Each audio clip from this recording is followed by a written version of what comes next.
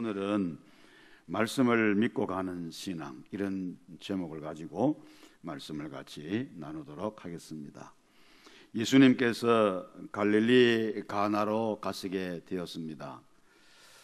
이곳은 예수님께서 물을 가지고 포도주를 만드신 최초의 기적을 베푸신 곳이 바로 갈릴리 가나 지역입니다. 그런데 이곳에서 약 40km 정도 떨어진 가버나움이라고 하는 동네가 있는데, 그 가버나움 동네에 왕의 신하가 있었어요.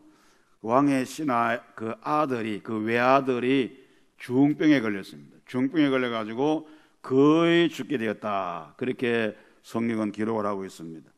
이 왕의 신하가 예수님께서 가나 동네에 오셨다라고 하는 그 소문을 듣고 그가 가버나움에서 가나로 와서, 죽게로 와서 예수님 앞에 간절한 마음으로 청합니다. 뭐라고 했습니까? 내 아들을 좀 살려달라고, 다 죽어가는 내 아들을 좀 살려주세요 하고 주님께 간청을 합니다. 그래서 왕의 신하의 간청에 대하여 예수님이 너희는 표적과 기사를 보지 못하면 도무지 믿지 아니하리라 책망을 하셨습니다. 이러한 책망에도 불구하고 왕의 신하는 내 아이가 죽기 전에 내려오소서, 내 아이가 죽기 전에 가버나움으로 내려오소서 간청을 하는 겁니다. 너무 급하니까 딴 거는 귀에 들어오지도 않아요.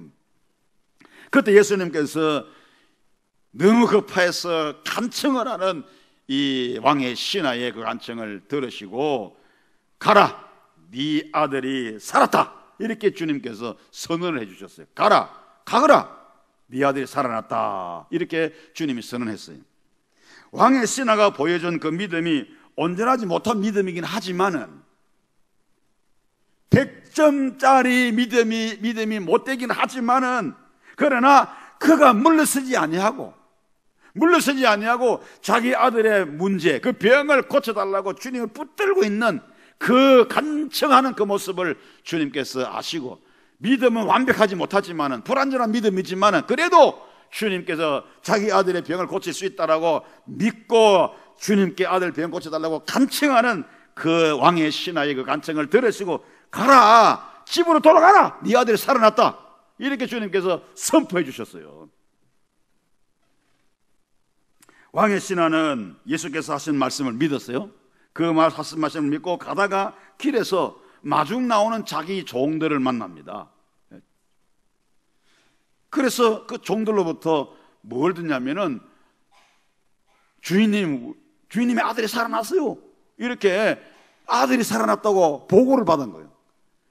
자, 예수님으로부터 가거라, 네 아들이 살아났다라는 이 음성을 듣고, 이 선포의 말씀을 듣고 이 신하가 그 말씀을 믿고 가버나움으로 내려가는데, 그때 동시에 그 현장에서, 아들이 누워있는 그 현장에서 아들이 살아났어요. 예수님이 선포한 그 순간에 그 아들이 살아났어요. 그걸 보고 거기에 그 집에 있는 이 종들이 너무 놀라고 너무 신기해가지고 아들이 살아났다니까 주인에게 보고해야 될 거 아닙니까? 그래가지고 주인이 가나로 갔으니까 가나로 주인 만나러 가는데, 주인은, 이 신하는 위에서 내려오고, 갈릴리 가나에서 가버나움 내려오고, 그 다음에 이 주인의 신하의 종들은 가버나움에서 주인을 만나기 위해서 가나로 가다가 중간에서 만난 거예요. 그걸 만나가지고 종들이 주인에게 당신의 아들이 살아났어요 이러니까 이 왕의 신하가 그때가 언제쯤인지 물어봤어요. 그때가 언제쯤이냐 이렇게 물어봤어요. 물어보니까 시간을 말해주는데 7시라고 그랬어요. 7시. 주님께서 가라, 네 아들이 살아났다 라고 선포하신 그때하고 내 아들이 살아난 때하고 딱 보니까 딱 맞아 떨어지잖아요. 그래가지고 예수께서 하신 그 말씀이 그대로 이루어졌다는 사실을 이 왕의 신하가 확인을 했어요. 사랑하는 성도 여러분이요, 오늘 우리는 이 본문 말씀에서 왕의 신하의 처음 믿음이 뭡니까? 왕의 신하의 처음 믿음이 뭐냐면 내려오소서 고쳐주소서 그랬어요. 내려오소서 고쳐주소서라고 하는 그 믿음이 말씀을 믿고 가더니 무슨 말씀 믿었습니까? 네 아들이 살아났다 가거라 하는 이 말씀을 믿고 가더니라고 하는 믿음으로 이 왕의 신하의 믿음이 진보된 사실을 우리가 오늘 본문에서 확인할 수가 있어요. 그렇기 때문에 성도 여러분, 하나님 앞에 우리의 믿음이 온전하지 못할지라도 있는 모습 그대로 우리가 하나님 앞에 나아가게 되면 우리의 연약함을 모두 아시는 하나님께서 그 믿음을 완전하고 강하게 이끌어 주셔서 당면 문제뿐만 아니라 영원한 문제까지 해결해 주신다는 사실을 오늘 이 말씀을 통해서 우리가 확인해 볼 수가 있는 것입니다. 예수 그리스도의 말씀은 공간과 시간을 초월하여 하나님의 능력으로 나타나는 것입니다. 왜냐하면 예수 그리스도의 말씀은 살아계신 하나님의 말씀이기 때문에 그렇습니다. 하나님의 말씀은 옛날이나 지금이나 앞으로나 말씀하신 그대로 시간과 공간을 초월하여서 반드시 능력으로 나타난다는 사실을 믿으시기를 축원합니다. 하나님의 말씀은요, 옛날이나 지금이나 앞으로도 하나님이 말씀하신 그대로 시간을 초월하고 공간을 초월해서 반드시 능력으로 나타난다는 사실을 저와 여러분들은 믿어야 될 줄 믿습니다. 그래야만이 여러분의 삶 속에 하나님의 역사가 나타날 수가 있어요. 성경에 보면 다 그래. 성경에 보면은 하나님의 말씀이요 정확하게 나타나는 역사. 지금부터 2860년 전 이스라엘 아합 왕, 아합이라고 하는 왕이 있었잖아요. 이 아합 왕 때에 왕궁 옆에, 왕궁 가까이에 뭐가 있었냐면은 아주 예쁘고 아름다운 포도밭이 하나 있었어요. 포도원이 하나 있었거든요. 그 포도원이 누구 거냐 하니까 나봇이라고 하는 사람의 포도밭이었어요. 나봇. 그래서 이 아합 왕이 그 나봇의 포도밭을 가만히 자기 왕궁에서 보니까 너무 보기 좋았어요. 거기에다가 자기 별장을 짓고 거기 있으면 너무 좋겠다 싶어가지고 나봇을 찾아가가지고 그 별장, 그 나봇 포도원을 나한테 팔으라고 그랬어요. 왕이 팔으라고 그러는데 일개 힘없는 이 백성이 무슨 힘으로 거부하겠습니까? 그런데 이 나봇은요 왕의 그 압력에도 불구하고 거부합니다. 왕의 그 압력에 거부합니다. 뭐라고 거부하냐면 이 포도원은 하나님께서 말씀을 따라가지고 하나님 말씀 따라가지고 각 지파별로 분배받은 것이기 때문에 기업으로 하나님께서 우리에게 지파별로 준 그 분배를 받은 것이기 때문에 절대로 팔 수가 없다라고 그렇게 말했어요. 왕이 지금 팔라고 지금 이야기하는데도 불구하고 아무것도 아닌 이 나봇이 왕의 말을 거역하면서 못 판다고 그랬어요. 안 된다고 그랬어요. 이 나봇은 왕의 권력이나 명령보다는 하나님의 말씀을 더 두려워했기 때문에 아합 왕의 요청을 단호하게 거부하고 거절했습니다. 나봇의 거절에 이 아합 왕이 고민이 생겼어요. 갖고 싶은데, 저 땅을 가고 싶은데, 저기다가 자기 별장을 짓고 거기 가면 너무 좋겠는데 가고 싶은데 이게 안 된다고 그러니까, 못 판다 그러니까 고민이 있어요. 왕이 고민이 돼가지고 밤마다 다 잃어버리고 그냥 막 끙끙하면서 막 이렇게 누워 있어요. 그걸 누가 봤습니까? 왕비 이세벨이 봤어. 가만히 보니까 아니 왕이 밥도 안 먹고 말이지 이렇게 누워가지고 건강을 고민하는 모습을 보고 있으니까 물어봤어요. 도대체 무엇 때문에 고민하십니까? 밥도 안 먹고. 그러니까 이 아합이 이세벨에게 사실을 얘기합니다. 저 나봇의 포도밭 저거 내가 갖고 싶은데 절마 저기 안 판다 이러네요. 그러니까 그만 그래서 내가 밥만도 다 떨어지고 식욕을 잃었다 이러는. 그러니까 이세벨이 그걸 듣고 기도 안 차거든요. 왕이 저가고 있으니까 너무 기도 안 차니까 이세벨이 그 전후 사정을 다 듣고 난 다음에 내가 간단하게 해줄 테니까 빨리 나서 밥 먹어 이러면서 아합 왕을 죽였어요. 그래가지고 어떻게 하는지 가만히 모든 것을 이세벨에 다 맡겼습니다. 이세벨은 왕의 이름으로 긴급 조치를 발동합니다. 그 지역 유지들에게 긴급 조치를 발동하는데 뭐라고 그러냐면 거짓말로 나봇이 하나님과 왕을 저주했다. 이렇게 거짓 조서를 꾸미고 거짓 증인들을 세워가지고 이 나봇을 돌로 쳐 죽이라고 그랬어요. 그래가지고 그 주인 유지들이 그 왕비의 말을 듣고 거짓 증인했다고 아주 불법 재판을 해가지고 이 나봇을 돌로 쳐서 죽여버렸어요. 거짓 증인 세워가 죽여버렸어요. 그래서 이세벨 가만히 보니까 나봇에게는 상속자가 없거든요. 그래가지고 그 포도밭을 자기 것으로 그러면 다 빼앗아가지고 만들어버렸습니다. 이 사건은 악랄한 권력형 인권 말살과 비리이며 하나님께 대한 중대한 그런 죄악이 아닐 수가 없습니다. 사람의 깊은 속까지도 살피시는 하나님께서 이 사실을 모르실 리가 없잖아요. 하나님이 다 보고 계시는데 얼마나 악합니까, 이 아합과 이세벨이. 그래서 하나님께서는 열왕기상 21장에 보게 되면 엘리야 선지자를 통하여서 아합과 이세벨을 비참하게 내가 심판할 거라고 말씀하십니다. 열왕기상 21장 20절에 쭉 보면 엘리야를 그들에게 보내가지고 하나님께서 비참하게 당신들을 심판할 거라고 그렇게 예언해 버립니다. 그 후에 아합 왕은요, 아람과의 전쟁에서 죽음을 면하기 위하여 이 병사복장을 하고 병사복장으로 변장을 해가지고 전쟁에 들어가는데 병사들 틈에 낑겨가지고 전쟁을 하는 겁니다. 그런데 적군이 처음에는 몰랐어요. 그런데 하나님께서 심판하시니까 그럴 수밖에 없죠. 이 적의 병사가 쏜 그 화살이잖아요. 이 화살이 정확하게 날아갑니다. 마치 표적을 끝까지 추적해서 격추시키는 유도미사일 있잖아요. 그 유도미사일처럼 싹 날아가, 적의 병사가 쏜 화살이 쫙 날아가가지고 변장한 아합 왕을 정확하게 명중시켜서 화살을 날아가서 그를 명중시켜가지고 서로 때려 죽여버립니다. 화살에 죽어가면서 흘린 피를 동네 개들이 몰려와가지고 핥아 먹었다고 그랬어요. 엘리야를 통해 가지고 이 이세벨과 아합에게 하나님이 심판하신다 할 때 뭐라고 말씀했는가 하니까 너희의 피를 개들이 핥아 먹을 거라고 말했거든요. 그랬더니 정말로 이 아합이 화살에 맞아가 쓰러져가 넘어지고 죽어가면서 흘린 피 있잖아요. 이 피들이 동네 개들이 와가지고 피를 다 핥아 먹었다라고 얘기하고 있습니다. 나봇의 피값이 갚아졌다. 성경은 이것을 이렇게 기록을 합니다. 열왕기상 22장 38절에 그 병거를 사마리아 못에서 씻음에, 누가 탄 병거입니까? 자기가 탄 병거, 아합 왕이 탄 병거잖아요. 그 병거를 사마리아 못에서 씻음에 개들이 그 피를 핥았으니 여호와께서 하신 말씀과 같이 되었더라. 뭐라고요? 여호와께서 하신 말씀과 같이 되었더라. 거기는 창기들이 목욕하는 곳이더라. 이렇게 성경 기록을 하고 있어요. 그러니까 하나님께서 심판하신다고 말씀하신 그대로 이 아합이 보응을 받을 수밖에 없다. 하나님 말씀하신 그대로 되었다는 사실입니다. 이후에 아합의 아들 아시야가 왕이 되었어요. 아합의 아들 아시야가 왕이 되었어요. 그렇지만은 그도 얼마 못 가가지고 병 들어가지고 죽어버렸어요. 하나님께서 엘리야에게 말씀하신 대로 그 다음에 예후를 왕으로 세워서 반란을 이제 일으키는데, 아합의 아들 요람이 아람과의 전쟁에서 부상을 입고 돌아와가지고 이스라엘에서 치료받고 있을 때 예후를 보고 그가 도망을 칩니다. 예후가 쏜 화살이 그 염통을 깨뚫고 나가서 그 자리에서 죽어버립니다. 그리고 그 시체를 나봇의 포도원에 던졌어요. 성경은 이것을 두고 뭐라고 기록합니까? 열왕기하 9장 26절에 이렇게 기록합니다.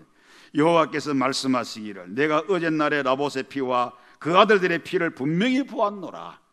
또 말씀하시기를 이 토지에서 네게 갚으리라 하셨으니 그런즉 여호와의 말씀대로 그 시체를 취하여 이 밭에 던질지니라. 나봇의 피와 그 아들들의 피를 분명히 보았노라. 예후를 통한 하나님의 심판은 계속됩니다. 예후는 곧바로 누굴 찾아갑니까? 이세벨을 찾아갑니다.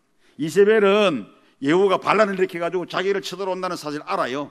왕도 죽었으니까 이제는 자기를 찾아온다라고 그렇게 알고 있어요. 예견하고 있습니다. 그때 이제 예후가 들어옵니다. 들어올 때 이 이세벨은 황태우로서 위엄을 갖추어서 예후가 들어오면 막 이렇게 위엄을 갖추어 황태우 예후를 갖춰가지고 예후에게 그 권위로 제압하려고 이렇게 치장을 다 해가지고 기다리고 있는데 눈 그리고 머리 온갖 화장술로 단장을 해가지고 예후를 맞이하게 되는데, 이 예후가 딱 들어오자마자 이 에스벨이 막 그 자기 모습을 가지고 그 모습의 권위를, 예적인 권위를 가지고 예후를 제압하려고 했지만 제압당합니까? 예후가 들어오자마자 가차없이 내시를 시켜가지고 가정스러운 이 에스벨을 붙들고 창 밖으로 던져버렸어요. 창 밖으로 던졌더니 큰 높은 데서 떨어졌으니 어떻게 되겠습니까? 그리고 땅 밖에 떨어졌을 때에 말을 타고 가던 그 군사들이 그 시체를 밟아버립니다. 이세벨의 시체를 밟아버립니다. 시체가 말이 가면서 말가가 병가가 지나가면서 밟아봤으니 어떻게 됐어요? 그 시체가 막 걸레처럼 돼가지고 피가 막 여기저기 막 튀어가지고 비참하게 죽어버렸어요. 나중에 사람들이 장사하고자 그 시체를 찾아보니까, 이세벨의 시체를 찾아보니까 머리 뼈하고 손발바닥 외에는 모두 개들이 다 먹어버렸어요. 엘리야를 보내가지고 아합과 이세벨에게 하나님이 비참하게 심판하신다라고 그 예언하셨을 때에 바로 너희의 시체를 개들이 먹을 것이라고 그렇게 예언했거든요. 그대로 다 되어버렸어요. 열왕기하 10장 10절에서 엘리야를 통해 말씀하신 대로 심판받았는데 뭐라고 말했습니까? 그런즉 너희는 알라 곧 여호와께서 아합의 집에 하신 말씀을, 아합의 집에 대하여 하신 말씀은 하나도 땅에 떨어지지 아니하리라. 여호와께서 그 종 엘리야로 하신 말씀을 이제 이루셨도다 하니라 그랬습니다. 여러분, 이와 같이 하나님께서는 당신이 말씀하신 대로 정확하게 반드시 심판하심. 다윗은 자기의 삶을 통해서 경험한 하나님의 말씀을 이렇게 고백합니다. 사무엘하 22장 31절 말씀에 하나님의 도는 완전하고 여호와의 말씀은 진실하니 그는 자기에게 피하는 모든 자에게 방패시로다. 여러분, 아니 아합과 이세벨, 하나님을 배반하고 하나님 앞에 잔악무도한 모습을 보여주었던 그런 사람들을 하나님이 심판하실 때 당신이 말씀하신 대로 심판하신다고 말씀했습니다만, 그것도 그렇지만은 뿐만 아니라 또 하나님께서 충성하고 헌신하고 믿음으로 사는 자들에게, 하나님을 따라하면서 하나님을 섬기면서 살아가는 사람들에게 하나님이 축복의 말씀을 또 약속하시잖아요. 축복의 메시지를 약속하시잖아요. 그러면 하나님께서는 그 축복의 메시지를 약속하신 대로 또 그대로 이루신다는 사실. 신약성기 보면 누가복음 5장에 보면은 이 제자들이 고기 잡으러 쭉 이제 어부니까 갈릴리 바닷가에서 고기를 잡고 있잖아요. 밤새도록 고기를 잡았는데 한 마리도 못 잡았어요. 예수님께서 오셔서 고기 인양은 없다고 그래요. 그래가지고 이 배를 타고 바다를 쭉 들어가서 거기서 말씀을 전하시고 그 다음에 깊은 곳에 그물을 던져라 그랬어요. 그래서 이 베드로가 우리가 밤이 맞도록 수고했으나 얻은 것 없지만은 성령의 말씀에 의지해서 우리가 그물을 내리겠습니다 라고 하면서 그물을 내렸더니 그날 밤에, 그 전날 밤에 밤새도록 고기를 잡아가 수고해도 고기 잡는 어부 전문가 아닙니까? 한 마리도 고기를 못 잡았는데 허탕을 치고 돌아가려고 하는데 예수가 오셔가지고 깊은 곳에 그물 던져라고 해가지고 그물을 던졌더니 어디서 그런 고기 왔는지 엄청나게 고기가 많이 잡혔잖아요. 그래가지고 바깥에 있는 해변가에 있는 이 동료 어부의 배까지 동원해가지고 다 고기를 잡아 올렸는데 얼마나 많은 고기를 잡았는지 베드로가 그걸 보고 깜짝 놀랐습니다. 그래가지고 주님 앞에 딱 엎드려서 주여 나를 떠나서 나는 죄인으로서이다 이러면서 주님 앞에 자기 모습을 낮추고 그리고 주님의 권세, 권능 앞에 무릎을 꿇게 되는 모습을 볼 수가 있습니다. 성도 여러분, 예수 그리스도의 말씀은 참되시기 때문에 그 말씀에 순종하게 되면 풍성한 생명의 삶을 경험하게 된다는 사실을 믿으시기를 축원합니다. 이를 두고 잠언서 기자는 뭐라고 말합니까? 16장 20절 말씀에 이렇게 말씀합니다. 삼가 말씀에 주의하는 자는 좋은 것을 얻나니 여호와를 의지하는 자는 복이 있느니라. 할렐루야. 말씀에 주의하는 자는 좋은 것을 얻느니라. 여호와를 의지하는 자는 복이 있다. 이렇게 말씀을 했습니다. 오늘 우리가 읽었던 말씀, 이 왕의 신하의 병을 고쳐주시는 이 예수님의 두 번째, 사상 두 번째 기적을 행하신 이 그 갈릴리 가나, 첫 번째 이적이 뭡니까? 바로 혼인잔치집 아닙니까? 갈릴리 가나 혼인잔치집. 혼인잔치집에는 음식이 많아야 돼요. 먹을 것이 많아야 돼요. 잔치집에는. 그래서 손님들이 와서 이제 먹고 가면서 이 집에 오늘 잔치 잘했다 이런 소리를 들어야지.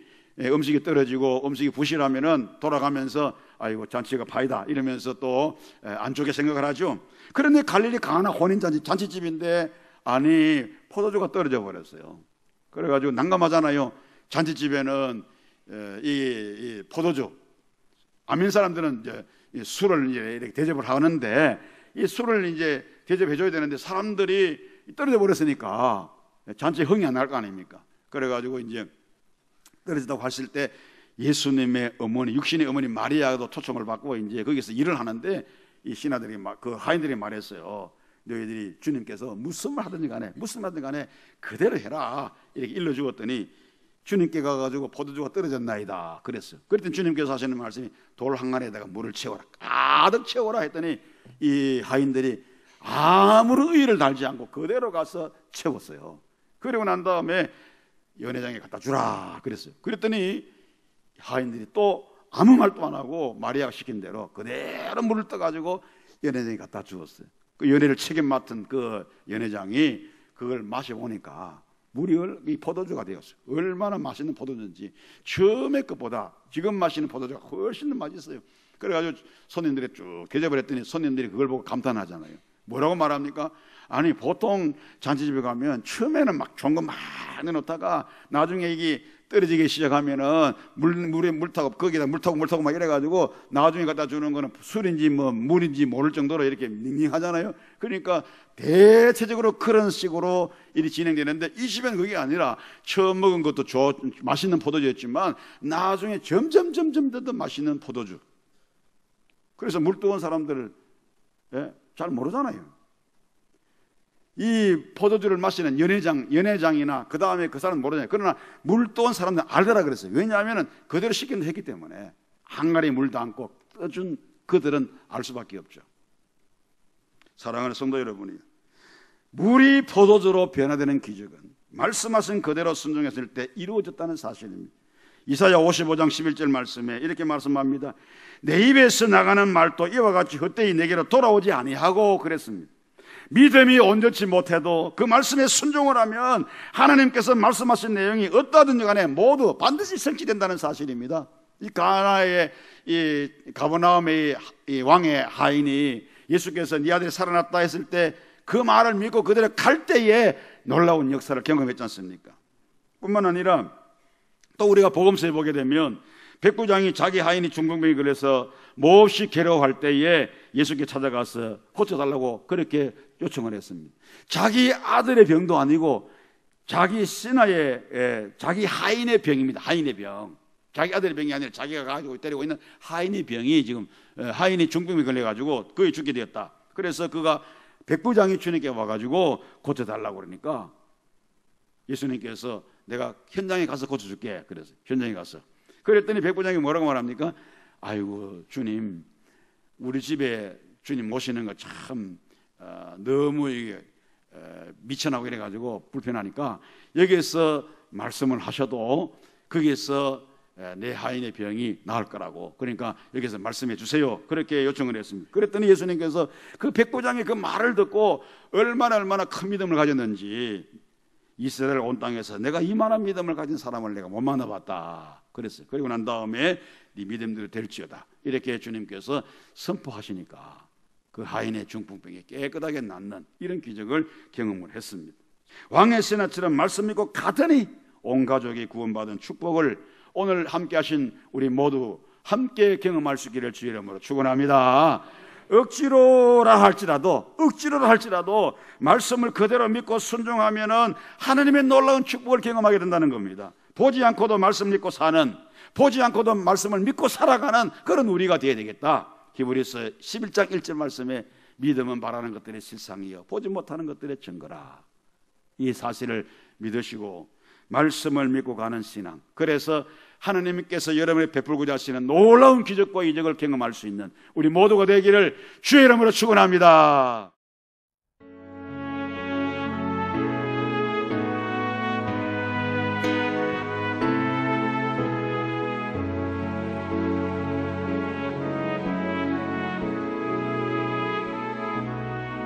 주님